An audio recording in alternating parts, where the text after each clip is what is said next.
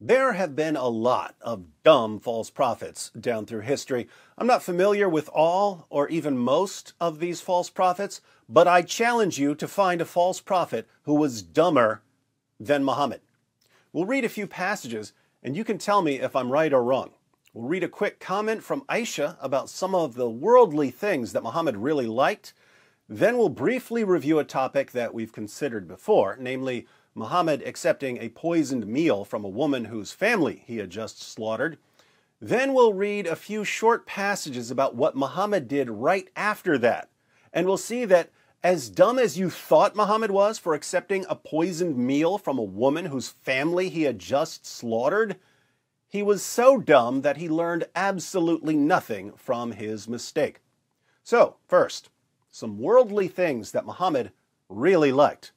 Ibn Sa'd, Volume 1, page 469. Aisha said, "The Prophet of Allah, may peace be on him, liked three worldly objects: perfume, women, and food. He obtained two and did not obtain one. He obtained women and perfumes, but did not get food." Now, obviously, he obtained food, or he would have starved to death. Aisha seems to mean that he didn't get enough of the delicious sort of food he liked. He got plenty of perfume and plenty of women and girls, but not enough delicious food. Why is this important? Well, when we talk about Muhammad liking food and liking women, that's an understatement. Lots of men like food and women. Muhammad liked food and women so much that when some delicious food or a beautiful woman was in front of him, he lost his ability to think clearly, and he would become so obsessed with having the food or the woman, he would put lives in danger. So, familiar example, Muhammad and his companions conquered the Jews at Khaybar. After the battle, a Jewish woman, whose family had just been slaughtered, offered to cook a delicious meal for Muhammad. And Muhammad, tactical genius that he was, kindly accepted her offer. Sunan Abu Dawud 45:12 starts off with a little passage about Muhammad accepting gifts. Then we have, this version adds, "So a Jewess presented him at Khaybar with a roasted sheep which she had poisoned. The messenger of Allah ate of it, and the people also ate. He then said, 'Take away your hands from the food, for it has informed me that it is poisoned.' Bishr ibn al-Bara ibn Marur al-Ansari died. So he, the Prophet, sent for the Jewess and said to her, 'What motivated you to do the work you have done?' She said, 'If you were a prophet, it would not harm you, but if you were a king, I should rid the people of you.' The Messenger of Allah then ordered regarding her, and she was killed. He then said about the pain of which he died, 'I continued to feel pain from the morsel which I had eaten at Khaybar. This is the time when it has cut off my aorta.'" So, this poison eventually killed Muhammad. He spent a few years in pain, and then it killed him. This story in Sunan Abu Dawud is missing an important detail. We can find the important missing detail in Ibn Sa'd, Volume 2, page 252. The Apostle of Allah sent for Zaynab bint al-Harith and said to her, "What induced you to do what you have done?" She replied, "You have done to my people what you have done. You have killed my father, my uncle, and my husband. So I said to myself, if you are a prophet, the foreleg will inform you, and others have said, if you are a king, we will get rid of you." Muhammad killed this woman's father, her uncle, and her husband, and then she offered to cook dinner for him. I've never met a person dumb enough to think it's a good idea to accept a meal from a woman whose family he just slaughtered, but Muhammad's about to get even dumber. What did Muhammad do after he was poisoned? Well, what did he really like besides food? Perfume and women, right? There are a bunch of passages about Muhammad almost getting himself killed again. We'll just cover the basics here. Sahih al-Bukhari 42:11 narrated Anas bin Malik, "We arrived at Khaybar, and when Allah helped his apostle to open the fort, the beauty of Safiya bint Huyai bint Akhtak, whose husband had been killed while she was a bride, was mentioned to Allah's apostle. The Prophet selected her for himself and set out with her. And when we reached a place called Saba, Safiya became clean from her menses. Then Allah's Messenger married her. Hais, i.e. an Arabian dish, was prepared on a small leather mat. Then the Prophet said to me, I invite the people around you. So that was the marriage banquet of the Prophet and Safiya.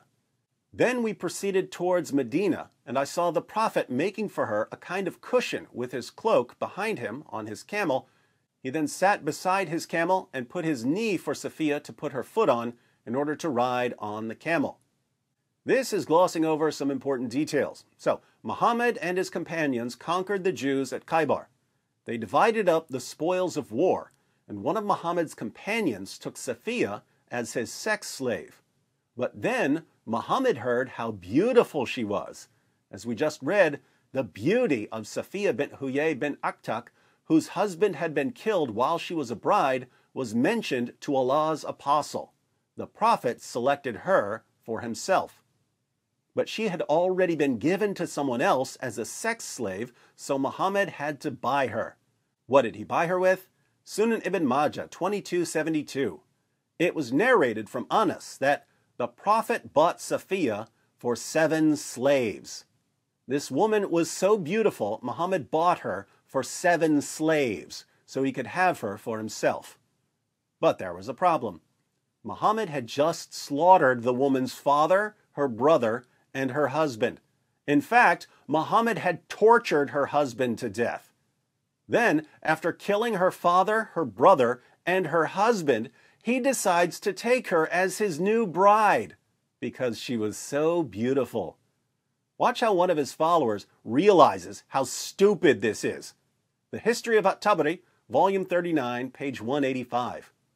While the Prophet was lying with Safiya, Abu Ayyub stayed the night at his door. When he saw the Prophet in the morning, he said, God is the greatest. He had a sword with him. He said to the Prophet, O Messenger of God, this young woman had just been married, and you killed her father, her brother, and her husband. So I did not trust her not to harm you. The Prophet laughed and said, Good. Now, Muhammad didn't get killed, but that was just dumb luck, because he had put himself in the same situation he had put himself in when the woman poisoned him. He let Zaynab bint al-Harith cook him a meal after he had killed her father, her uncle, and her husband. His stupidity there got one of his companions killed, and he eventually died because of his stupidity. But right after he was poisoned, he hears about a beautiful woman named Safiya, whose father, brother, and husband he had just killed, and he just can't resist. He has to have her. So he has sex with her, then falls asleep. Safiya didn't kill him, but she could have. Muhammad's companion, Abu Ayyub, stood outside Muhammad's tent all night with a sword in his hand, thinking to himself, Are you serious? Muhammad just got poisoned because he couldn't resist some roasted lamb, and now he's about to get stabbed or smothered because he couldn't resist a pretty face? I challenge you to find a dumber false prophet than this. That's one dumb prophet, but it's far from the only reason why Islam is false. Be sure to catch David Wood live at this link here, where he and his friends will discuss the top reasons why Islam is false.